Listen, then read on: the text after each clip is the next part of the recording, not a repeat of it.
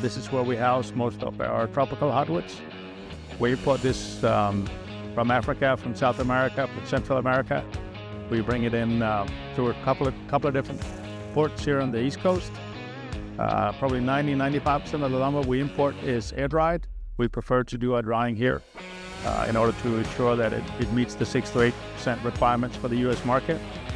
We stock approximately 20 to 25 different species. Our main species is Baillie. We do African mahogany, genuine mahogany, and like I said, another 18 or 20 different species.